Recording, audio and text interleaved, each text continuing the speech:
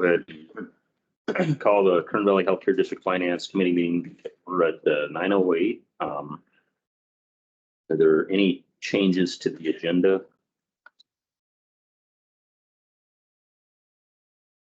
No. Okay. This proved as distributed. Any comments or approval of the minutes of last month's meeting? They're good to me. Okay. Second. Consent. Okay. Item D is public comment. I don't see anybody from the public today.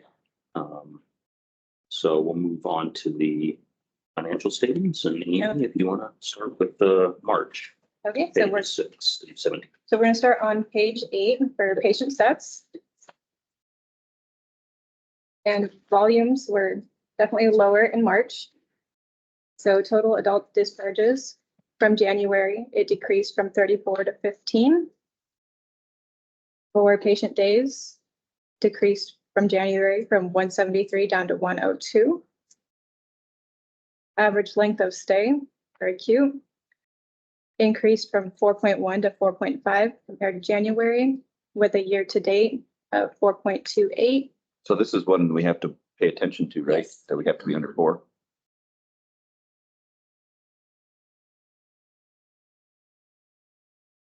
Emergency room stats. ER visits admitted dropped from 25 down to 11. ER visit discharged dropped from 339 in February down to 298. Urgent care visits increased from 205 to 267. Total visits from February increased from 544 down to 565. It was a slower month for clinic visits, which decreased from 1,266 to 1,187. And the specialty clinic visits decreased from 234 to 198.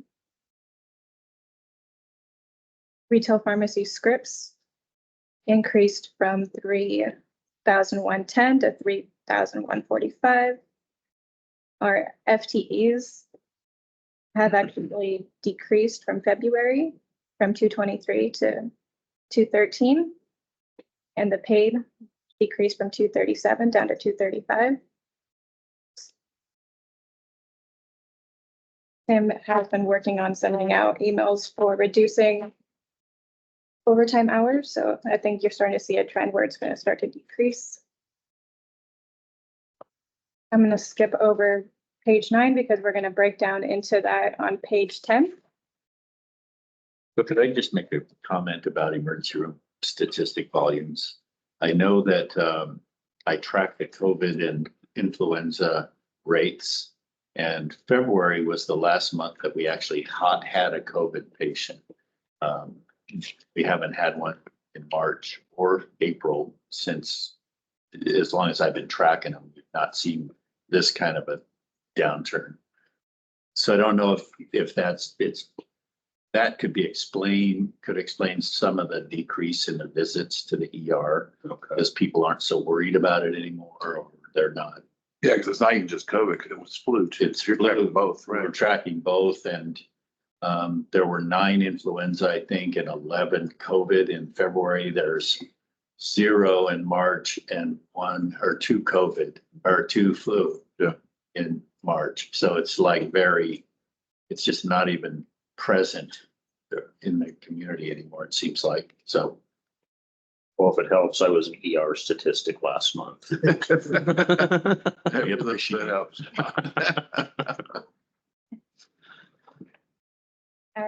Well, with the summer coming here with a lot of activity around the lake, you can see some more. well, we've already seen an increase in April, so it is what it is. Page 10. We'll start on 3 for cash and cash equivalents. When going through, it also kind of factors into line 18 for the UBS funds. When going through the UBS statement for the month of March, I noticed our CPSI system was not tying out to their statement. So I found out that there was a journal entry from August of 23 that hadn't been posted. So you're going to see an increase in cash equivalents and a decrease in the UBS funds. Gross patient accounts receivable, slight decrease of 872,000. Other receivables, line 8, and due from third-party payers, line 11. This is where you're going to start to see the IGTs. Dave wanted me to post it all straight into other receivables once we started getting the funds back, but I reverted back to how Barbara and Chet used to post them. So you're going to see with the negative 2,992,000 and then the positive 1,315,000. This is a combination of what we received, what we paid, what I reclassed, and then how we're going to start posting them in the future. You'll start to see a lot more of that in April with the funds received. Auxiliary cash, that is the 394 should actually be slightly higher because we got our statement a little bit late. So that entry is based off an accrual. And we just finished their quarterly sales tax and the hospital sales tax yesterday. So that's good. We're going to drop down to line 25 for equipment. You're going to see it's an increase of 40,000. And that's going to be for the CPSI interface and the GE Healthcare Logic S8 R4. And now that those are in there, they have to be depreciated. So you're going to see a slight increase to line 29.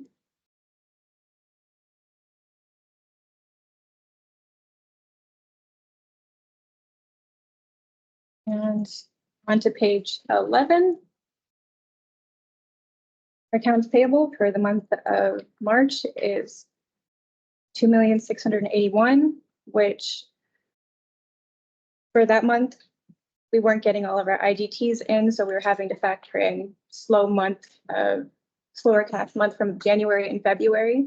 So you really have to pay attention what comes priority. So right now, well, at the end of March, it was pretty high. But by 4/19, our accounts payable dropped down to 1,118,000. We paid our JTS invoice for 391,000 beginning of April, and our Quinn for 322,000. When I saw line 4, accrued payroll taxes for the 164,364, I was looking at it last night and I got spooked because right now we're doing payroll.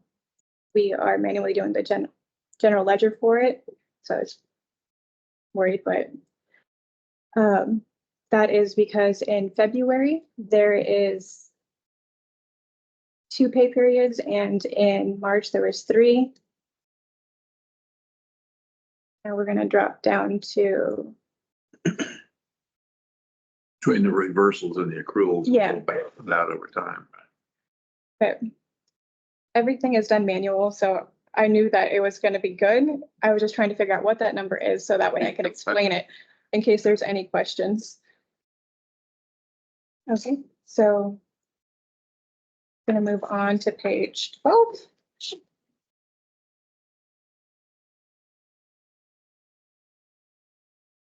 I met with Deb yesterday, and line 1 through 6, you're going to see the negative variance, and that is a result of lower volumes. I'm going to drop down to line 14 for salaries and wages. We are at 1,462,000 for the month of March, but in comparison to the month of January, it's actually reduced by over 20,000. In February, it was 1,399,000 for February for payroll, but that's because there was only 29 days. Part of this too, because we had the minimum wage adjustment in January. So we're going to see some of that because that jumped up to $16 at that point. Yes, and So- then Looking at it prior months, it's going to be higher just because we made those adjustments. So, going forward in June, we'll start to see it increase Again, too yep. because of the new. right. Now I was trying to figure that out. It just dawned on me the other day that we had a big adjustment made in January. Contract labor is at 120,000, which has jumped up from February, which was 72. I think we started using a little more registry, but also we had an ER physician that was out, so that has to be supplemented with registry. Professional and physician fees on line 17 has increased from the month of February. And it does increase with the new Sienna agreements and ER doctors getting their newer rates over the last few months.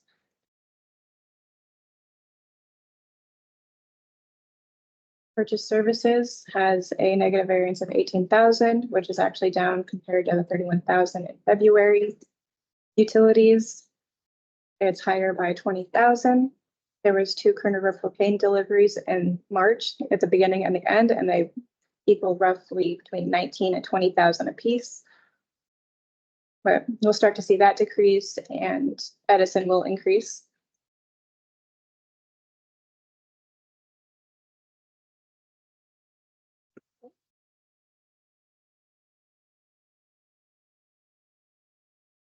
On the line, or page 13 for the year to date. I was looking at the total gross patient revenue. The prior year was at 89,000, and this year we're at 88,000 or 88 million. I always bear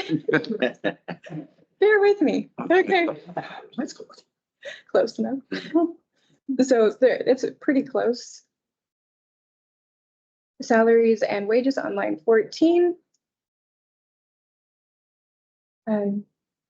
They were seeing an increase from the prior year because in January and February, everyone got 36 hours of sick pay last year.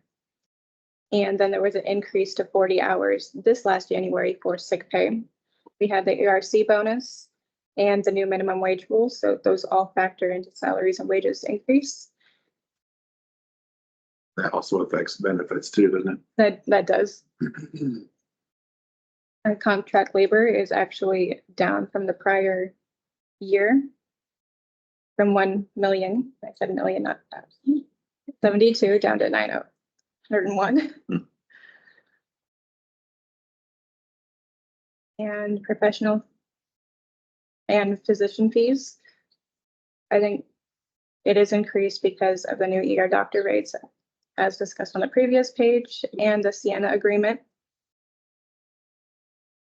But we're still less than budget.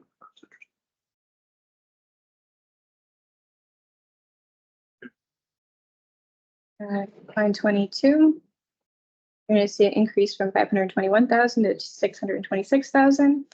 And every year, Alliant, our property insurance, it does increase. It increased from 171,000 to 239,000. 25, lease and rentals. Apartments have increased. I can get the specifics if those are needed.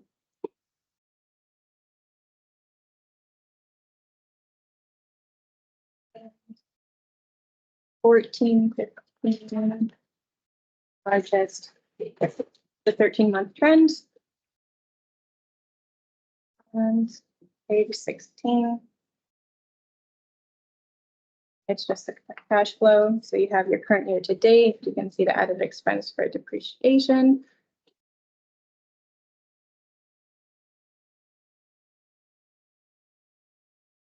Increase of accounts payable 197. Does anyone have any questions for page 16?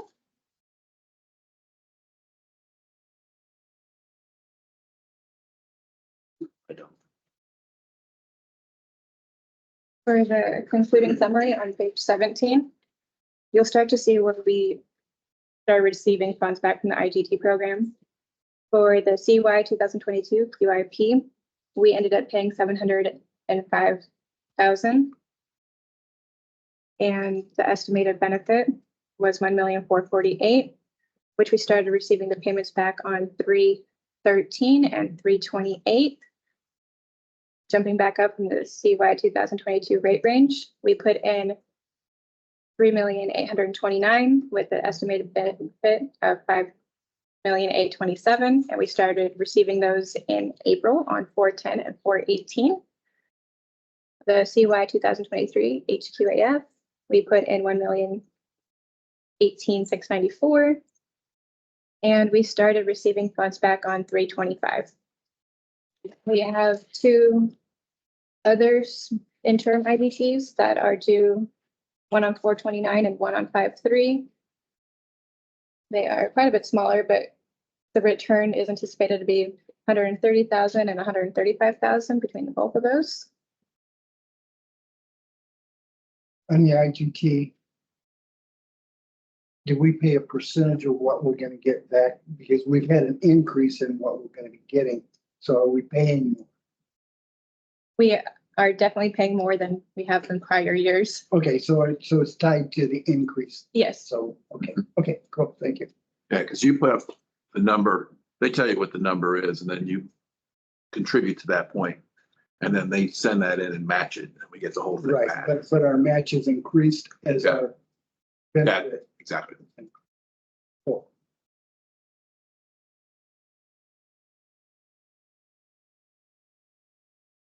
page 18 for the local vendors. You might just pick up on some of the other notes that you had on here, like with Change Healthcare. Obviously, we need some slowdown in cash receipts, obviously, because things were delayed in getting out. Because all claims right now are having to be manually submitted instead of electronic, which is causing, a delay in payments coming back. I touched upon the UBS statement. And we are working with Sync HR right now to finish developing the general ledger for the payroll system. So right now we are manually doing it. Explain just how much work that means. Okay, so Heidi's helping. I have Perry in our office helping. Right now, we're having to take a payroll register and we take it into an Excel spreadsheet. We break it out. And we have to put the general ledger that ties to pretty much every punch in the system.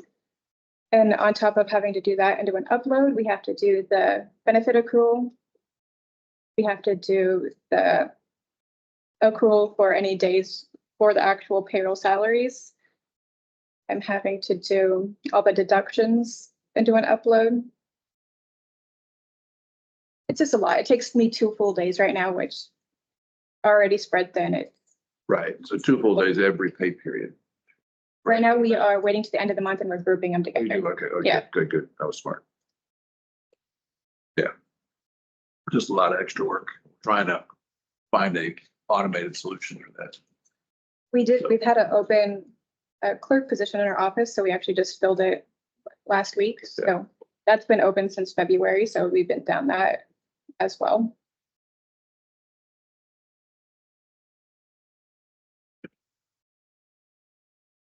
Page 18, local vendors. Mount Mesa Water, it is every other month. There's not really too much to say about it unless anybody, Everybody's paid up to date. That's cool. that's always good. Fred had mentioned that he thought that the KV Sun invoices were overdue, but I didn't see that on here. So yes, since he can't come to this meeting, he asked me to ask, so, Okay, I could definitely take a look at that and see, okay. because if they're, Deb, are those invoices coming through you? From the Sun? They send them to payables and I get a copy. They do, okay, all right. so I'll have to see if we just got them or if they were just paid. Because this was run on 4/18. That's, Okay, so maybe that cleared it, That may have cleared that. but I can find out certain after this. no worries, thank you.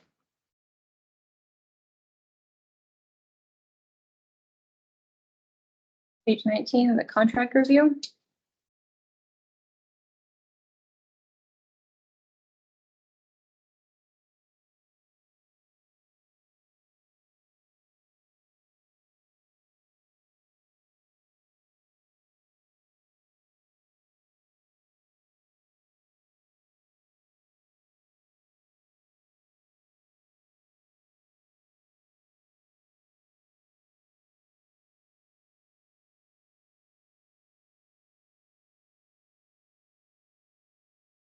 Register.com, that is what? It's like a domain registry service, so saying kvhd.org is kvhd.org. Got it. So you have to register that every year or whatever. You have to pay the fee every year to keep it. Keep it. Got it. It's every year. $58. Yeah, I know. And Not much, yeah. Probably worth it. Oh, that's right. The X-ray reading. Yeah. Is that, who's doing that now? It's called Regional Imaging. It's a group of physicians. They're based in Ohio. It's all done teleradiology. And that's the same one we've had for a few years? Yeah, we've had them for. They just, matter of fact, added about 5 or 6 more physicians to read, which we're anxious to see how that works out. Yeah, and they are working out pretty good. Yeah. For a while, there was a few complaints. We had, yeah, with the actual director, you know, the one who had the poorest reads was the guy who was leading the group. But his other doctors were reading extremely well. Okay. And so, but he've added a bunch more physicians, and so we'll probably see less of him, so. They were happy, medical staff was happy with that, so.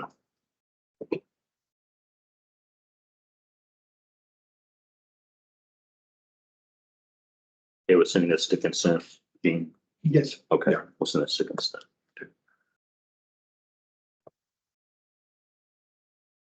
good job, Amy. Thanks, Amy. Let's take. There's no questions. Number 2 is a CR request, point click. Point and click care is what it's called. It's so as I reported in some board meeting, I don't remember which one, but AHT, which is our current electronic health record system in skilled nursing facility, has been purchased by its competitor, Point Click Care. So we are choosing to switch to them. This is the layout of what the capital part of that will be. So there are 2 components to this, which is the actual upfront costs to integrate with basic clinical pharmacy so that we have an interface that when they put in a medication, it automatically goes down to them. So that's what this $3,100 charges. It's in the actual quote on page 27. Also on page 27, although this isn't part of the capital, this would just be a monthly thing, just to be transparent with everybody what our monthly costs are going to be. If you see up at the top, it says fee structure for quote terms. How this is going to work is Point Click Care, as part of that acquisition, has agreed to grandfather in the current pay or the currently monthly rate that all of the hospitals are paying for AHT. So there's no increase in payment for the first 2 years. Starting in February of 26, then there's an increase for that year. And then by February of 27, we're going to be paying the full rate, which is that $3,100 per month. So it's a pretty big increase by the time we get to February of 27. But initially it's it's matched to what we're currently paying monthly. Point Click Care is the industry leader. I think they've got, what, 70%? Oh, by far. Yeah. I mean, they're the epic of LTC facilities. So the 3,100, if you bid it out today, it would still be reasonably competitive, very good service. It's certainly competitive, and the service it's really what everybody's used to too. So a lot of the nurses who maybe come from other long-term care facilities, like this is the system that they used. Even like the state, when they come in, they've repeatedly suggested that we switch to Point Click Care because it's so much easier and better. So this will be a match for service, what we have with AHT, and then some. There's a little bit more benefit for the providers. They can do some things mobily. And then the thing I'm most excited about with it is just the tracking that's going to come. So referrals. So when somebody calls and says, hey, I want to get, my dad or somebody in there, it gives us the ability to track why we're saying yes or why we're saying no for them so that we can actually report on that. That could be a good thing. I'm excited about that part of it. Obviously, we'll have to get it implemented and do all that, but so that's what this cost is. But if you look at the what I'm asking for is about $5,000 more than that because of training costs. So all at this point, all I have is an email that says what these training costs will be, which is $1,200 for an 8-hour day plus travel expenses. So I have estimated about 3 days of training. So that's why I came up with $8,000 for the overall cost of the capital cost of the project. So This will be on-site training. on-site training, they have, on-site training just works better. We could opt for a cheaper option, but with so many staff and all that, like We've learned with some of our other systems that doing it online or on a computer, it doesn't, there's no connect there.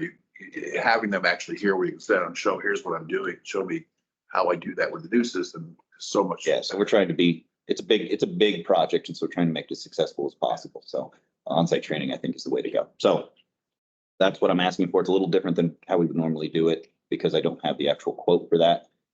This is a work in progress. These costs right here that I proposed for the actual system, that's what it's going to be.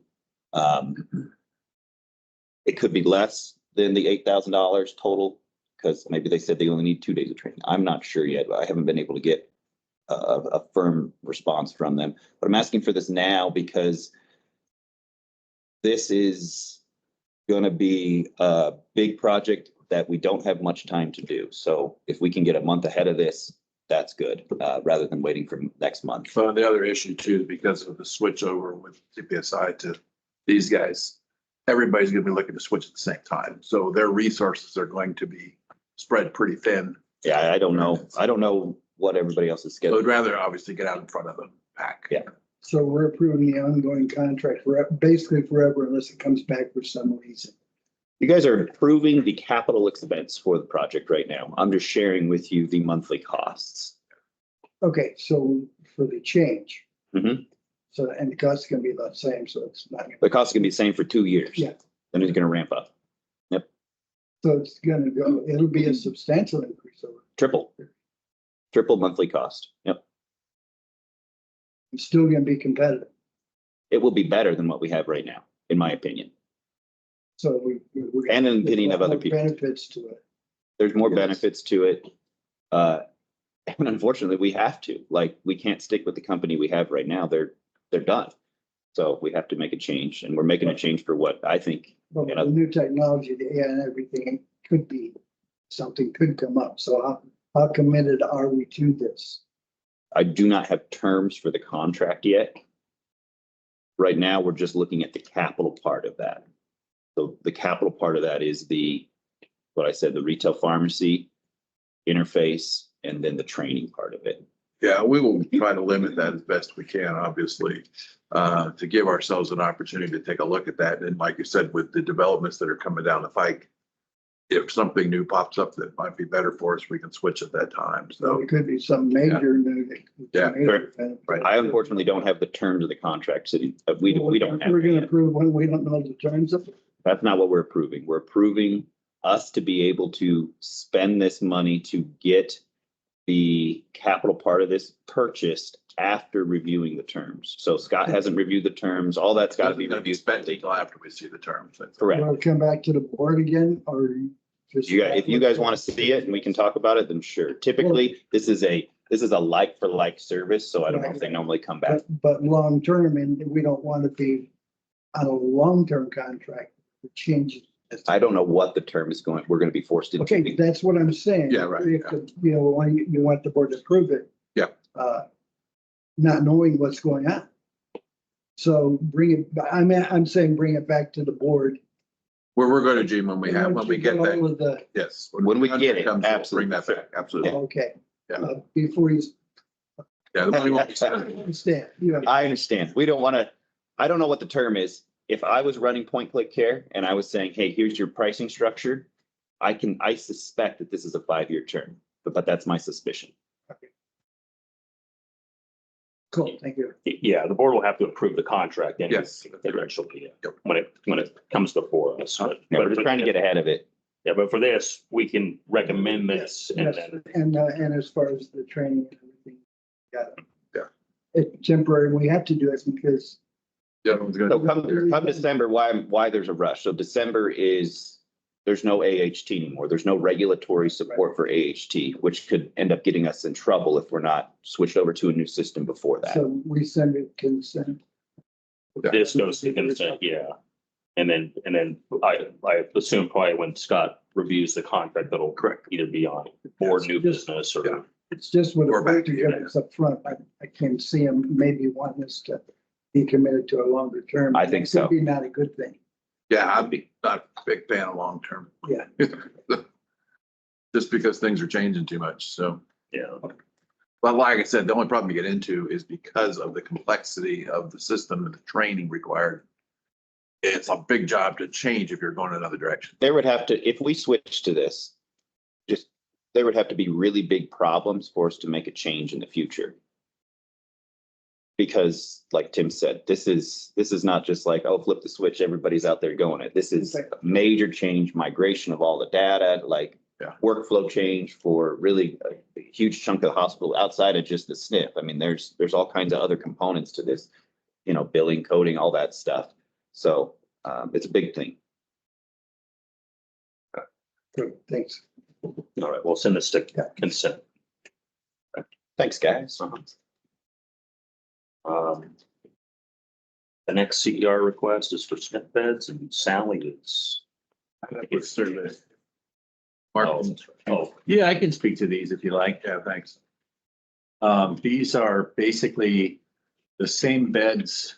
Well, to backtrack a little bit, Bob Easterday reported to us that a lot of our older beds are in disrepair.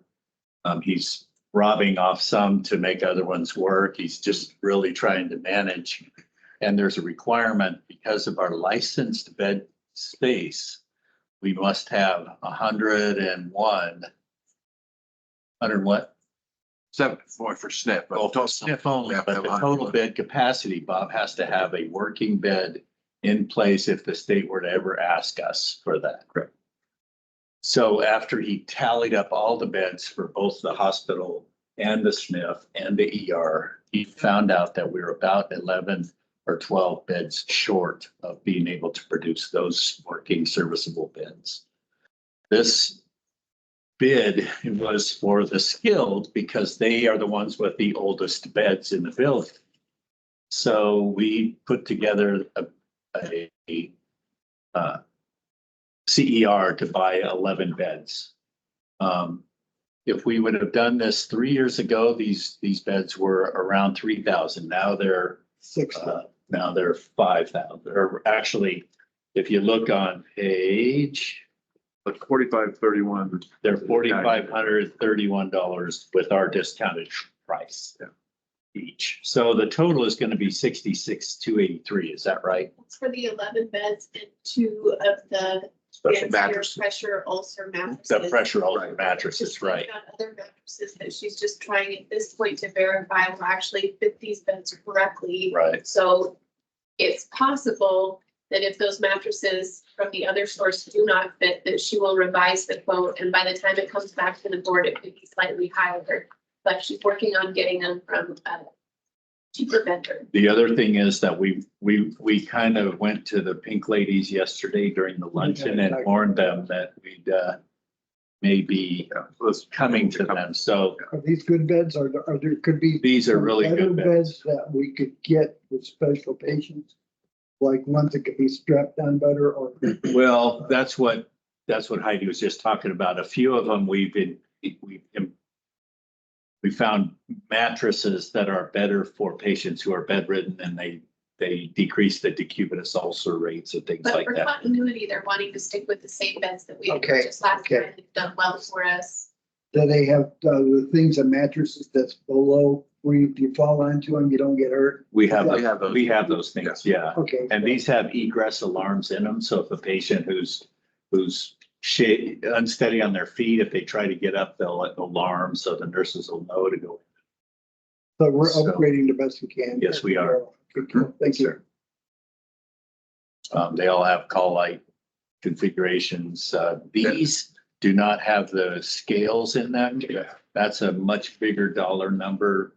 All of my med surge beds have a weight in them because we admit patients with CHF who I need to do daily weights on and things like that. So the skilled nursing doesn't necessarily need those kind of features, but the features that I see that Sally listed on here are very functional for her area, and I think that they're appropriate. So They have a 600-pound weight capacity, which is great. We've had some cases where we've made it to yeah. that. Looks good to me. Okay, yeah, me too. And like I said, we will go to the ladies and Harry can go ask them this time. Yeah. Have fun. John's coming with me. Yeah. Couldn't you send to Amy? We could send Amy. She'll take her, Oh, finance. she'll take her. She's too aggressive. Send the whole finance team down. Yeah, we'll go ahead and send this to consent, Heidi, the CPR request for the beds. Thanks, Mark. Staying on the agenda was Dean and I had talked about it, the stats with the CFO. Correct. And on Monday, the 29th, we have John Lovrich coming in, and actually, I probably don't want to put that in there, but now that I think about it. Anyway, we've got a candidate coming in who is for CFO. He's interested in part-time, on-site 3 days a week, probably 1 week, 2 days the next. He's got consulting work that he's doing elsewhere in the state at that time that'll feed the rest of his time. Very qualified. So I wanted to get as many people to have eyes on him as we can, ask questions. So we've asked the board to kind of be able to come out and meet with him. We'll try to get some kind of a schedule together. I'll work with Heidi on that today. So we can kind of narrow the time that you might need to be around those of you that can, and so forth. So, and I've also reached out to the hospital council and to a couple of other consultants that we use, looking for people that might be also looking for similar situations, or hospitals where maybe they've decided they don't need a full-time CFO and maybe want to share one. So we're looking at all different kind of options as well. The nice thing about this week, he was referred to us by one of our consultants, Andy Working, who does all of our managed care contract negotiations. Known him for a number of years. And like I said, he's currently been in his current position for 15 years at his hospital. He's a CPA, so he's got all the additional training and certifications that many of the CFOs don't carry. And so he's worked managed care. He's worked in big hospitals, small hospitals. He's worked in managed care companies. So well-rounded background. And so anxious to have you all meet with him. The nice part, obviously, because of how he came to us, if the decision was to move forward, there's no recruiter fee. Yeah, he could possibly be here, come here. Exactly. And early. Yeah. So that would be a What huge if he help for doesn't Amy. like Amy? Who doesn't like Amy? Thank you, Tim. I think that would go well. So, Yeah. we're anxious to see him. He's anxious to get here as well. So Well, that's very good. Yeah, so Monday, I can't be here, but I was thinking, I can set you up with a Zoom interview on your own if you want. okay. It'll be good as treasurer or whatever to do that. So Yeah, I was just thinking while he's here on site, it might be good for Gene and Catherine to at least come. yeah, I talked to both of them. I talked to Okay. Gene yesterday and Kathy I as don't- well. So I think Ross and Fred, I think, may stop by. Okay. Yeah, we have Well, to do that that was- separately. That Yeah. was my point. That's why we're gonna try to create a calendar, this team, Oh, this okay. time and so forth. So it's not all the same time. Okay, Want to be careful of that. okay. Any other questions for about the CFO position? Yeah, well, I'll try to set the time where I can talk with him or when I'm back from my travels and all that. So, Okay, great. Appreciate that. sir, anything else before we adjourn? Okay, I guess we are adjourned at 9:48. Thanks all. Boy, that was quick. Sorry,